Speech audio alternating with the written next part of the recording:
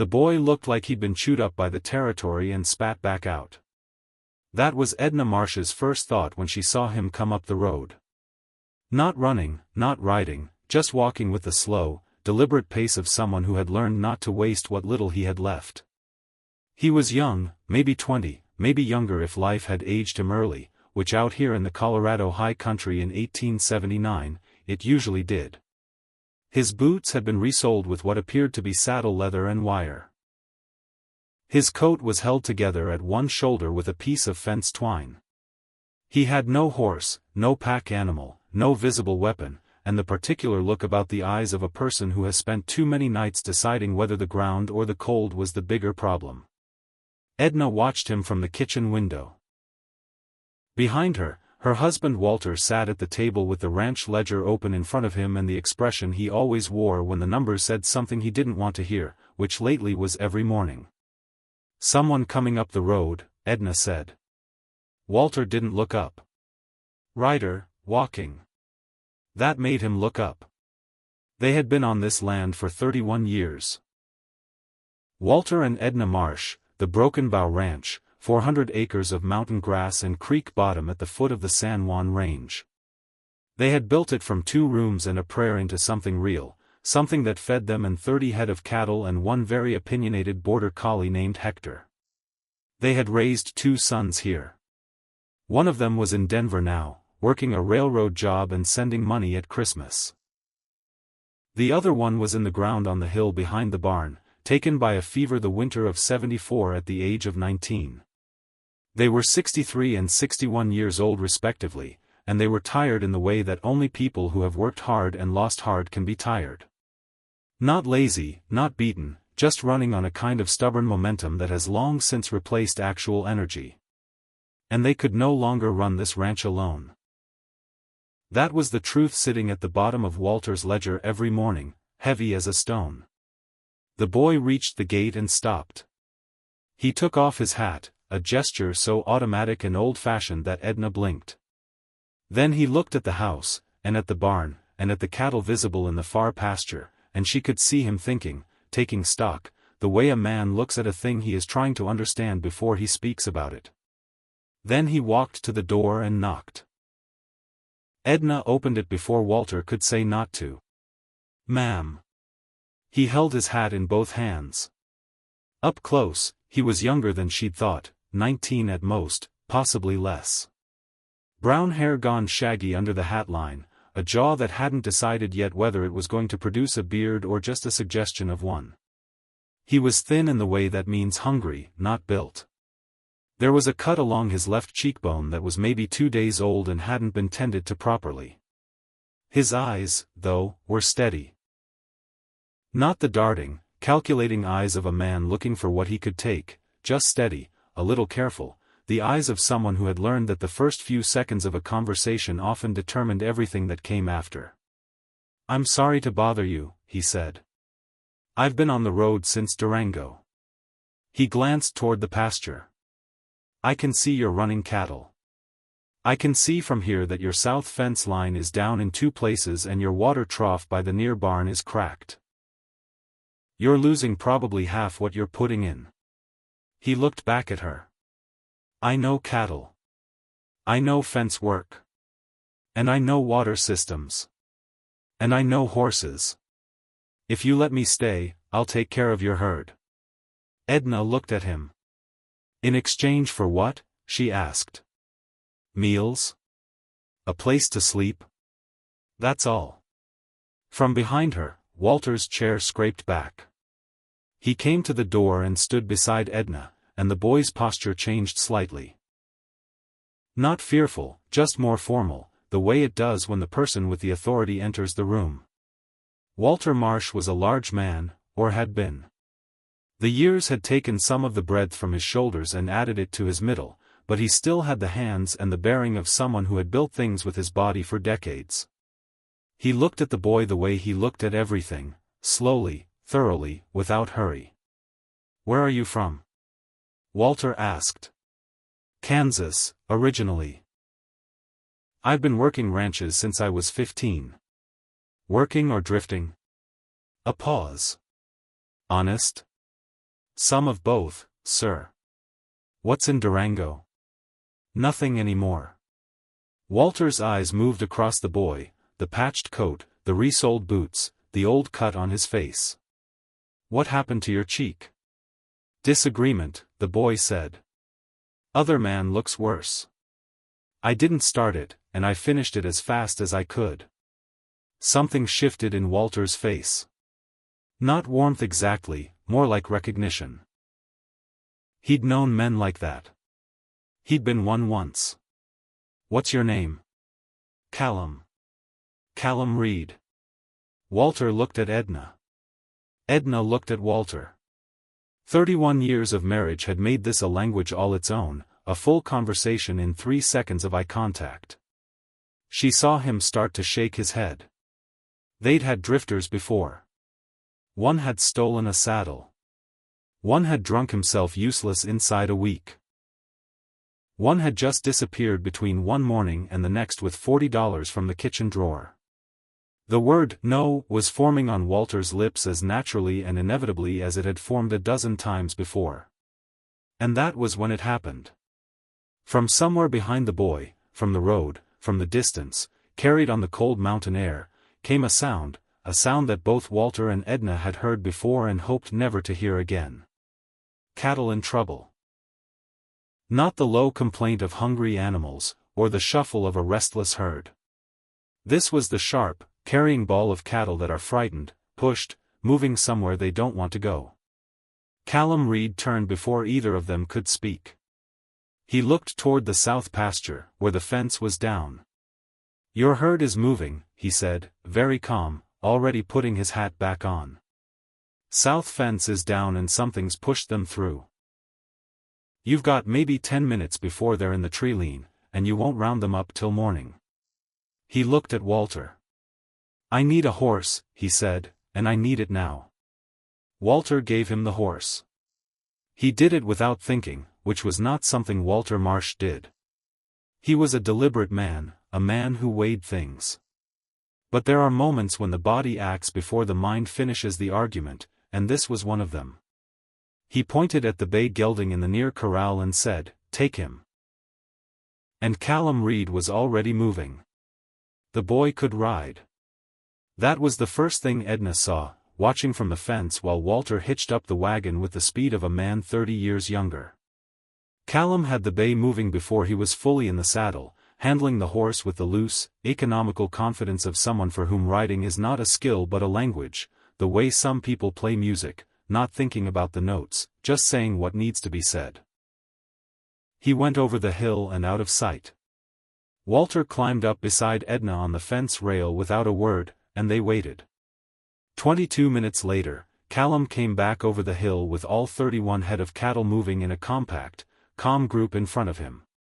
All 31, Edna counted. He hadn't lost a single animal.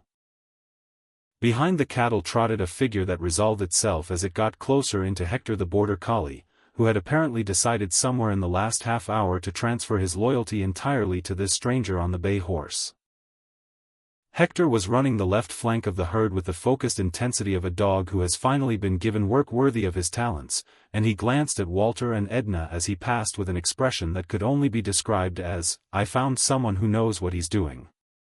Callum brought the herd into the north pasture, closed the gate, and rode back to where the Marshes were standing. He dismounted and handed Walter the reins. "Two places the fence is down," he said, not breathing hard. "There's also a section on the east side that's been pushed out from the inside. Looks like something's been testing it. Could be a bull getting restless, could be something spooked them from the other side of the tree line. I'd want to walk it in the morning." Walter looked at his cattle. He looked at the boy. He looked at Edna. Edna said nothing. She didn't have to. "There's a room at the back of the barn," Walter said. "It's not much. Straw tick mattress and a blanket. There's a wash basin on the nail by the door." Callum Reed nodded. "That's more than I had last night." "Supper's at 6, Edna said. "We don't wait." "Yes, ma'am." She watched him lead the bay back to the corral, untack him properly, check his feet before turning him out. Every step right, nothing showy, just right. She turned and walked back toward the house.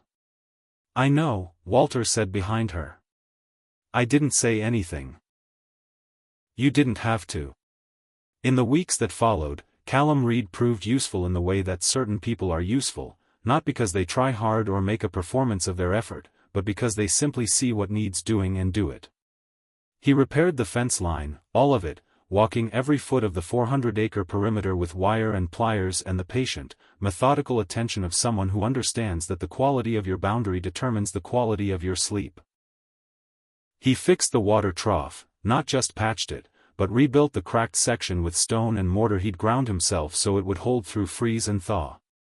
He found a weakness in the barn roof before winter found it first, and spent 2 days on top of it in October cold, replacing shingles with the single-minded focus of a man with something to prove, though who he was proving it to was not entirely clear. He was good with the cattle, better than good. He had the gift of stillness around animals, that rarest of ranching qualities, the ability to move through a herd without the herd knowing you've moved through it, to read the group's mood the way a sailor reads the sea. Walter watched him work the cattle one morning and didn't say anything, but Edna saw her husband's face and knew what it meant. The boy was as good as their son had been. Maybe better. She didn't let herself think about that for long. Callum ate supper with them every evening at 6 and was not late once. He was quiet at the table, not sullen quiet, just the quiet of someone who listens more than he speaks, which Edna had always found to be a mark of either wisdom or damage, and she was not yet sure which this was. He asked questions about the land, where the water ran in spring, which pastures grew thick and which went sparse in dry years. The questions of someone building a map inside their head, learning a place the way you learn a person, slowly, by paying attention to what they tell you without meaning to. Walter answered him, every evening a little more. Edna watched this and said nothing, and thought things she didn't say, because there was something about Callum Reed that she couldn't settle. Not a wrongness, nothing like that. He was honest. She had a sense for dishonesty sharpened by 61 years, and this boy had none of it. He worked without being watched. He never went into the house uninvited. He treated them with a respect that was not performed, the kind of respect that lives in small gestures, stepping aside on a narrow path, holding a gate open, asking before he changed anything. It was something else. It was the way he never talked about where he'd come from. Not evasively, not with the sharp deflections of a man hiding something criminal, more the way a person doesn't talk about a wound that is still too fresh, the careful circling, the gentle steering of conversation away from certain territories. Kansas, originally. Working ranches since I was 15. 4 years of silence in those 2 sentences. 4 years that had turned a Kansas boy into someone walking alone through the Colorado mountains with resoled boots and a 2-day-old cut on his face. One evening in November, when the first real snow had come and they were sitting after supper with the fire going and the wind pushing at the windows, Edna set down her mending and said, "Callum, what happened in Kansas?" Walter looked up from his book. Callum was quiet for a long moment, looking at the fire. "My father's ranch," he said finally. "I worked it with him from the time I could lift a fence post. My mother died when I was 12. It was just us." He paused. "He died 2 years ago. Left the ranch to me." He was quiet again. "I was 19, and I didn't know enough. I made bad decisions. Borrowed against the land when the herd got sick. Thought I could recover it by spring." He looked at his hands. "I couldn't. The bank took it in April of '77. I had $30 and what I could carry." The fire crackled. "I've been moving since," he said. "Working where I can, trying to," he stopped, started again. "I don't know what I'm trying to do. I just know I can't stop moving yet." Edna picked up her mending. "You've been trying to find something worth stopping for," she said. Callum looked at her. She did not look up from her needle. Most people are, she said. There's no shame in it taking a while. There was a man named Pell who had approached Walter Marsh twice in the past year about the broken bow. Walter had said no twice. The second time he'd said it with a rifle in his hands, which had ended the conversation. Now Pell was back with two men who wore their guns low and looked at the house with the flat assessment of people who have been paid to discourage. Walter went for the rifle. "Wait," Edna said. "Edna, wait." She went to the barn. Callum was already awake. He was standing at the barn door with his coat on, watching the three horses at the gate with the same careful, unhurried attention he gave everything. Hector was pressed against his leg, every muscle in the dog's body vibrating at a frequency that would have been inaudible to anyone who didn't know him. "You know those men?" Callum asked. "The one in front has been trying to take this ranch for a year." Callum was quiet for a moment. "Is your husband going to do something that makes this worse?" Edna almost smiled despite herself. "He's considering it." Callum stepped out of the barn. He walked to the gate without hurrying, without reaching for anything, just walked straight back, easy, in the way of someone who has decided that the way you approach a thing determines half of how it goes. He stopped at the fence. "Help you," he said. Pell looked down at him from the saddle. He was a heavy-set man in a good coat with a full beard and the soft hands of someone who hires the difficult work done. "I'm here to speak with Walter Marsh." "Mr. Marsh isn't available. I manage operations here." "You can speak with me." "A beat." Pell's eyes moved to the house, then back. "And who are you?" "Callum Reed. I've been running this ranch since September." He let that settle. "If you have business with the broken bow, you have business with me." The two men flanking Pell shifted in their saddles. "I have an offer for Marsh," Pell said. "A fair one. The land isn't producing what it should. He's an old man. This winter is going to be hard." The tone was soft, reasonable, the tone of someone explaining an inevitability. "I'm trying to help him see what's in his best interest." "Mr. Marsh's best interest," Callum said, "is for you to take your offer back to Pueblo." Pell's expression didn't change. "Son, I think you're misunderstanding your position here." "I think you're misunderstanding mine." The two flanking riders looked at each other.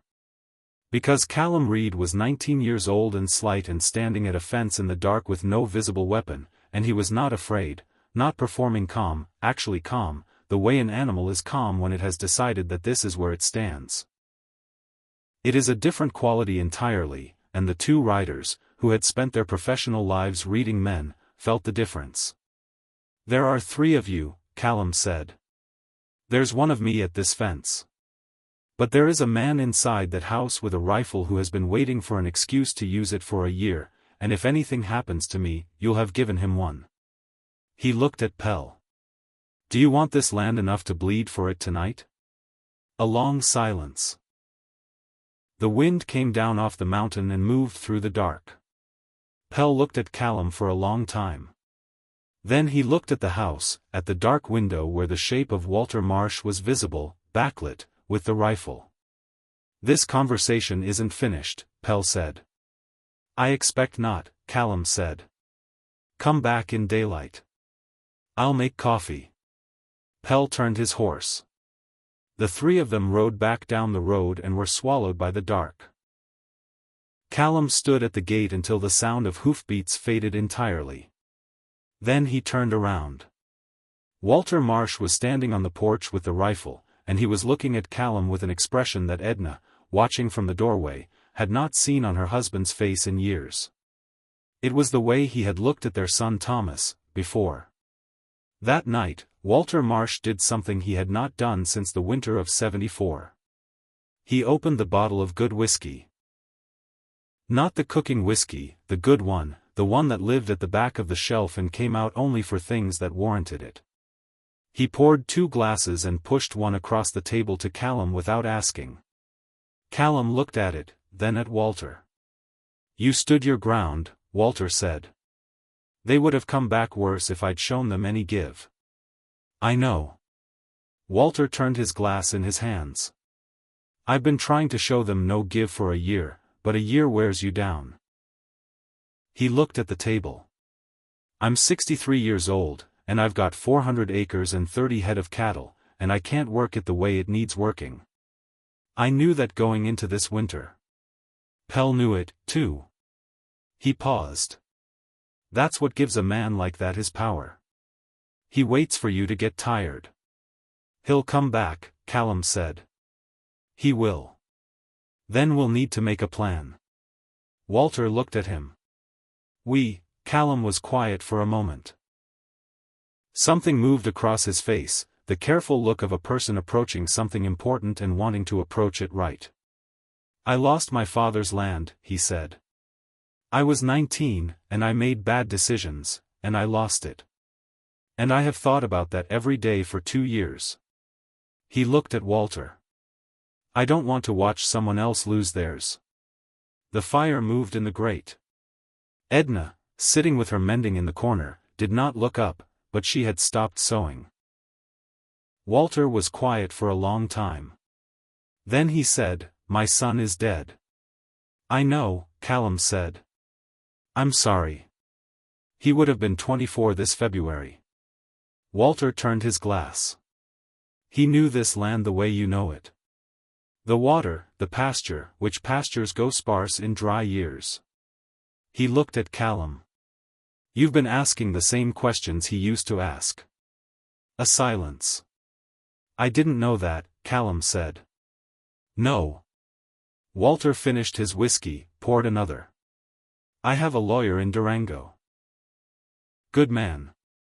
I've been thinking about something since September, since you fixed that water trough without being asked. He put the bottle down. I want to make you an offer. Callum waited. Work this land with me through the winter. In the spring, if it's still working, if you still want to stay, I'll draw up a partnership agreement. 30% of the operation. Not wages, ownership. Walter looked at him steadily. In 10 years, when I can't work it anymore, you'd have first right to buy the rest at a fair price. Not a fire sale. The room was very quiet. Callum looked at the table. Why? He asked. Because you're good, Walter said. And because you stood at that fence tonight and you weren't afraid, and you didn't do anything foolish. And because, he stopped, started again, because this land deserves someone who will love it. And I think you might. Callum looked up. His eyes were wet. He didn't look away, didn't try to hide it. He just let it be there the way an honest person lets a true thing be true. I'll earn it, he said. I know you will, Walter said. That's why I'm asking. Edna set down her mending and stood up. She walked to the kitchen and came back with 3 glasses and the good whiskey, because Walter had forgotten to pour one for her, which he had been doing since 1848, and some things were beyond changing. She sat down at the table.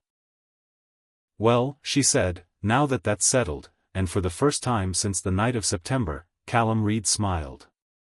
Pell came back in January.